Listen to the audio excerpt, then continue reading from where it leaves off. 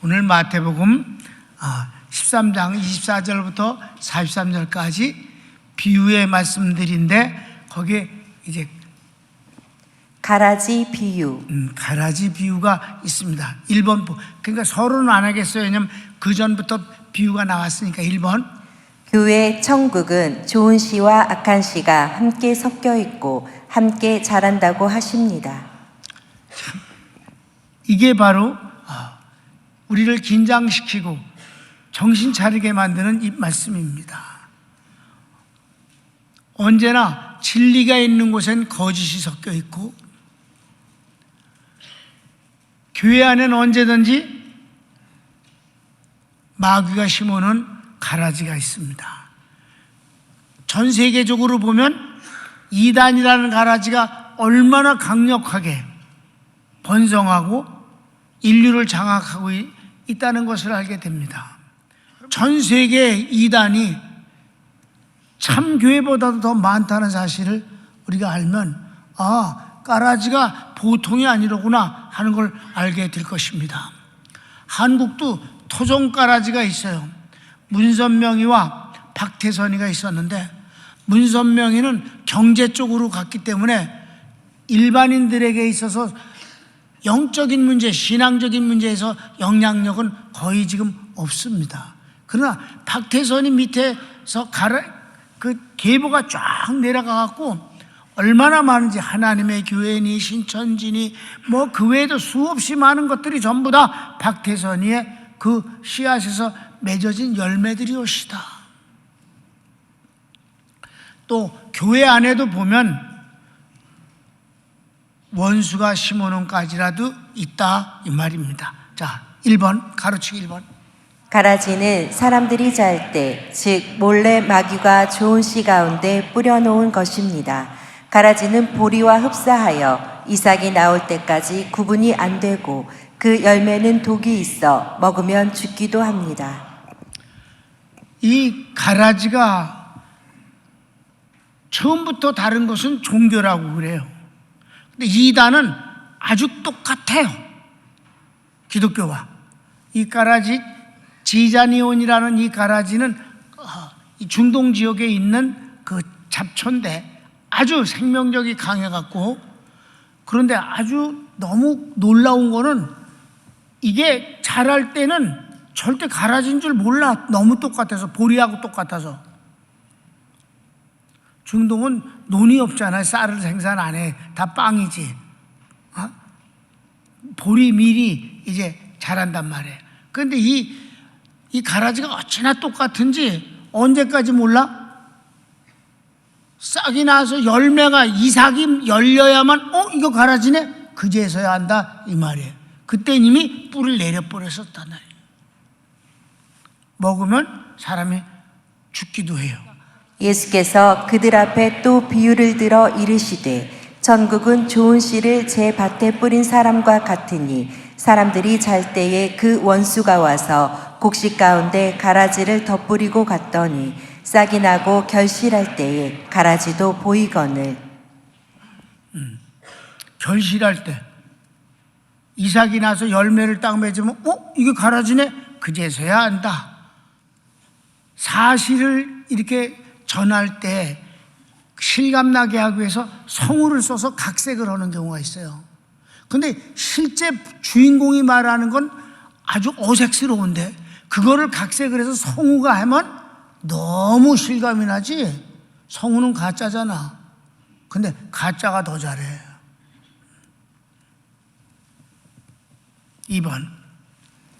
일꾼들이 가라지를 늦게야 발견하고 어떻게 가라지가 자라고 있는가를 주인에게 물으니 원수가 한 것이라고 답합니다.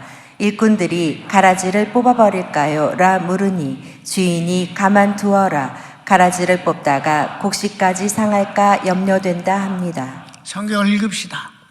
집주인의 종들이 와서 말하되 주여 밭에 좋은 씨를 뿌리지 아니하였나이까? 그런데 가라지가 어디서 생겼나이까? 주인이 이르되 원수가 이렇게 하였구나. 종들이 말하되 그러면 우리가 가서 이것을 뽑기를 원하시나이까? 주인이 이르되 가만두라. 가라지를 뽑다가 곡식까지 뽑을까 염려하노라. 가라지는 잘 모른다고 그랬어요. 뽑아버릴까요? 그러니까 아니야. 그거 뽑다가 옆에 있는 그 곡식마저도 같이 뽑히거나 뿌리가 상하면 어떻게 되겠냐? 놔둬라. 언제까지? 언제 하나님은 그걸 처리하실까요? 3번. 장차 추수 때 가라지를 먼저 뽑아 불사르고 곡식은 내 곡간에 넣으라 할 것이라고 주인이 말합니다. 자, 30절 봅시다. 둘 다 추수 때까지 함께 자라게 두라. 추수 때에 내가 추수꾼들에게 말하기를 가라지는 먼저 거두어 불사르게 단으로 묶고 곡식은 모아 내 곡간에 넣으라 하리라. 여러분, 가라지는 백해무익한 존재예요. 주인의 곡식에 영양을 몰래 뺏어서 먹고 속아서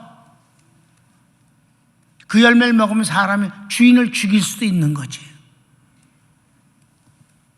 큰 2번. 또 다른 비유로 겨자씨와 누룩의 비유는 교회와 복음 선교가 작은 데서 시작하나 후에는 크게 성장하는 것을 말씀합니다. 그럼 가라지 때문에 교회는 망하냐? 아니다. 가라지는 가라지일 뿐이지 그까짓 거는 문제가 안 된다. 교회가 하나님의 축복을 받는 것을 막을 수는 없다. 가라지는 가라지일 뿐이다. 아멘? 그렇습니다. 그래서 이제 이 가라지 비유를 하시다가 이 비유를 말씀하신 건 그래서 실망할 거 없다. 가라지가 한두 개 있을 뿐이지 교회는 하나님의 축복으로 더 처음엔 작아도 크게 성장하고 그리고 열매를 많이 맺는 것이다. 이걸 주님이 가운데 넣으시고 마지막 다시 가라지 비유를 해석해 주시는 것입니다. 자, 1번 볼까요? 겨자씨는 가장 작은 씨앗이지만 자라면 3m 정도 되는 나무가 되어 새들이 깃들어 안식을 취합니다. 겨자씨 여러분, 한국엔 겨자씨가 없어요. 내가 처음에 이스라엘 갈 때가 82년도니까 얼마나 오래됐어요? 지금 41년 됐지? 그때 이스라엘 가서 이제 공부를 하면서 처음엔 히브리대 가까운 데서 지내다가 이제 후반부에는 갈릴리 쪽으로 가야 거기 유적지가 많아요. 그러니까 이제 거기서 이제 하면서 그쪽 지역을 이제 성서 지리학을 공부하니까 그러면 교수가 거기까지 와요. 그래갖고 이제 하는데 그때는 이제 갈릴리 호수 옆에 있는 호텔에 묵고 있었어요. 좀 쌈직한 호텔에 거기서 이제 묵었는데 그 호텔 주변 갈릴리 호수 이렇게 언덕배기에 겨자나무가 아주 많아요. 그래서 그때도 우리 교인들한테 뭐 좀 선물 좀 갖다 주려고 겨자씨 좀 가서 좀 보여주겠다. 그러고 겨자씨를 몇 시간을 그걸 따갖고 털어갖고 병에다 담아갖고 그리고 이제 한국에 왔어요 그때. 그래갖고 이게 조그만 데다 이렇게 다 주려면 한 30알 정도만 줘야 되잖아. 30알이래 봤자 30알을 전부 합치면 8알 만에 주웠어. 어디 있어요? 어디 있어요? 콧바람에 다 날아갔어. 겨자씨가 그렇게 작아요. 나한테 이 아담 먹고 그거 갖고는 얼마나 했었는데 그 콧바람에 그걸 날려버리냐고. 날라가버려. 겨자씨가 그렇게 작아요. 근데 그게 자라면 보통 한 3m 정도 자라서 새들이 거기 깃들어요. 그러니까 가장 작게 시작하는 교회가 하나님의 축복으로 말미암아 새들이 깃들 만큼 큰 나무가 된다는 것이지요. 성경을 읽읍시다. 또 비유를 들어 이르시되 천국은 마치 사람이 자기 밭에 갖다 심은 겨자씨 한 알 같으니 이는 모든 씨보다 작은 것이로되 자란 후에는 풀보다 커서 나무가 되매 공중의 새들이 와서 그 가지에 깃들이느니라. 교회는 부흥되는 것이 원칙이다. 왜? 주님이 가만두시지 않는다. 주님의 나라이니까. 두 번째 또 다른 비유를 말씀하셨습니다. 천국은 누룩과 같다 하십니다. 가로섬 아래 누룩이 들어가면 크게 부풀어 많은 빵을 만들 수 있습니다. 그럼 누룩이라는 것이 밀가루에 들어가면 부풀어 이렇게 해요. 여러분 담임 목사가 결혼하자마자 장사를 시작한 게 신학교 다니면서 밥은 먹고 살아야 되니까 시작한 게 찐빵하고 만두 장사, 고기 만두 장사 시작했어요. 근데 그걸 이제 어떻게 하느냐면 내가 학교를 갔다 오면 야간이니까 늦게 오잖아요. 9시 반 넘어서 10시 다 돼. 그러면 사모가 손님도 없으니까 거기 앉아서 줘라. 그 이제 들어가갖고 그럼 이제 그 사람이 그 손님이 없으니까 빵에다가 이 반죽에다가 이스트 대신에 막걸리 사다가 넣어도 똑같아요. 그것도 똑같이 이게 부푸는 거야. 이스트하고 누룩과 똑같아. 왜냐하면 막걸리를 뭘로 만들어? 누룩으로 만들잖아. 이렇게 이스트는 누룩은 부풀리는 힘이 있다. 교회는 성령에 의해서 이렇게 풍성하게 부풀려진다. 아멘. 자, 읽읍시다. 또 비유로 말씀하시되 천국은 마치 여자가 가루 서말 속에 갖다 넣어 전부 부풀게 한 누룩과 같으니라. 자, 그러면 3번을 큰 3번을 봅시다. 다시 이제 비유를 가라지 비유를 해석하십니다. 시작. 예수님께서 비유로 말씀하심은 장차 예수님께서 오시면 창세부터 감추인 복음을 밝히 드러내시리라는 예언을 이루려 하심입니다. 네, 3번은 정말 귀한 거예요. 주님이 이렇게 비유를 말씀하신 건 마태복음은 뭐예요? 예수님이 그리스도이시다. 그리스도이심을 증명하는 목적으로 썼잖아. 그지? 그러니까 주님이 비유를 말씀하시는 건 구약에서 이미 예수님이 비유를 통해서 복음을 더 확실하게 전하시는 분이다 하는 예언을 응하게 하려 하십니다.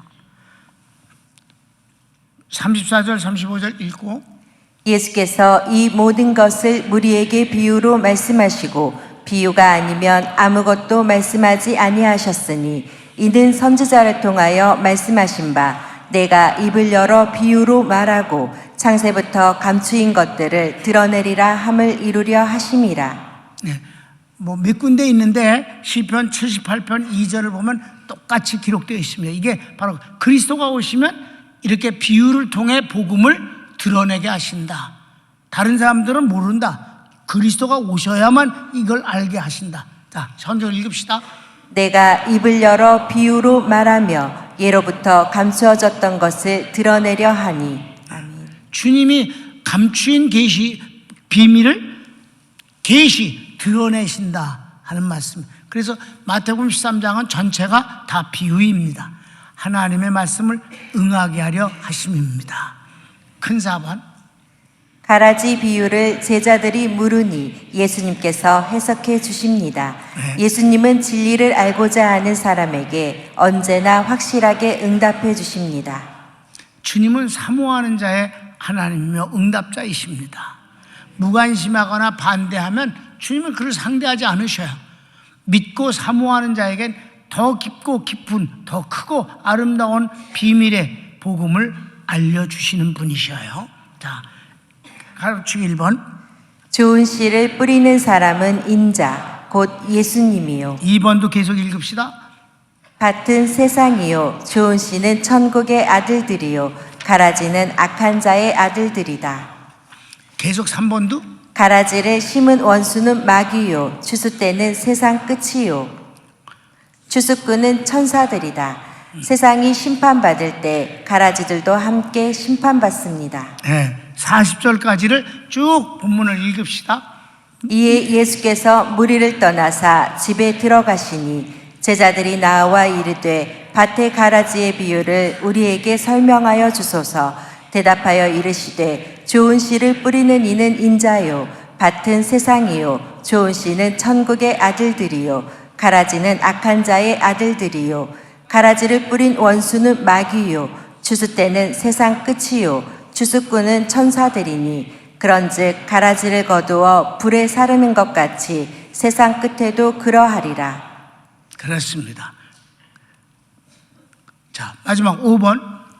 예수님이 마지막 심판자이십니다. 예수님이 내가 마지막에 심판자다라고 하시는 거예요. 아주 중요한 것이죠. 그리스도이시면서 심판자이시다. 기독교는 구원만 있는 게 아니에요. 심판이 있습니다. 그래서 심판을 피하기 위해서 주님은 꼭 우리가 믿어야 되는 대상이 되는 것이고, 주님을 믿으면 구원을 받을 뿐만 아니라 얼마나 큰 축복을 받습니까?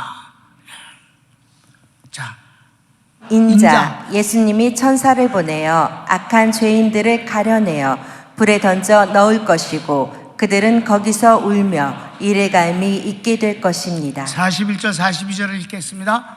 인자가 그 천사들을 보내리니 그들이 그 나라에서 모든 넘어지게 하는 것과 또 불법을 행하는 자들을 거두어내어 불무불에 던져 넣으리니 거기서 울며 이를 갈게 되리라. 네. 그러면 우리 믿는 사람들은 그 악한 자들을 상대로 해서 싸울 수도 없고 싸워서 이기기도 어려워요. 그 속상하고 괴롭고 분하고 이런 것들을 눈으로 보고 산다 이 말이에요. 그런데 그게 끝이 아니다. 마지막에 가라지들은 다 지옥불에 주님이 친히 다 던져버리시고 우리들은 하나님의 자녀들은 어떻게 될까? 2번.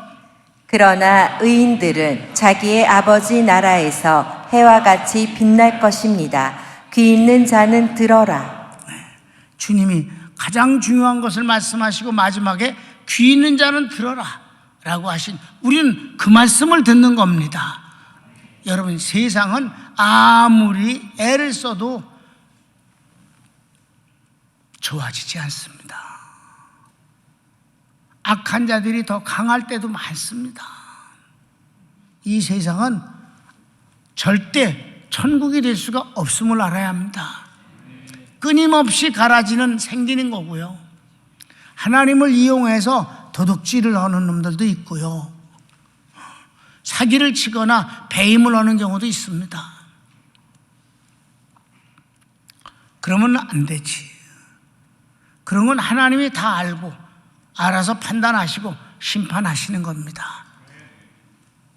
근데 맨 마지막이 중요한데, 우리 성도들은 우리 아버지의 집에서 해같이 빛날 것이다. 성경을 읽고 마치겠습니다. 그때의 의인들은 자기 아버지 나라에서 해와 같이 빛나리라. 귀 있는 자는 들으라. 아멘. 손을 모읍시다. 사랑하는 여러분, 여러분이 사회적으로 얼마나 능력이 있는 자리를 차지하고 사느냐 하는 건 별개 문제입니다. 예수님의 자녀가 된 것이 가장 중요한 일입니다. 여러분, 고린도전서 6장을 보면 거기 성도들끼리 서로 경찰에 고발해서 재판받는 문제를 갖고 야단을 칩니다.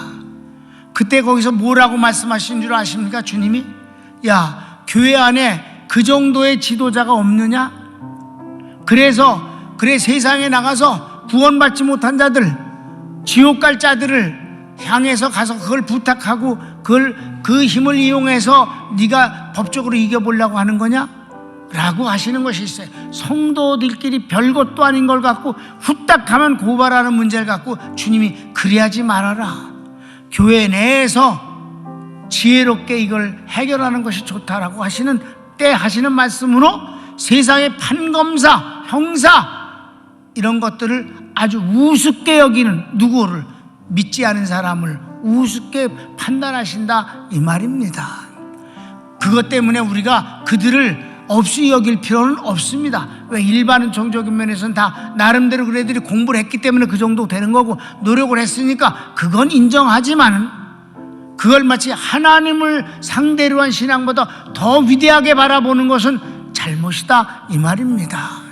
궁극적으로는 하나님의 은혜입니다. 다 같이 내가 얼마나 귀한 존재인가를 하나님 앞에 감사합시다. 주여 한번 부르겠습니다. 주여, 사랑하는 주님 감사합니다.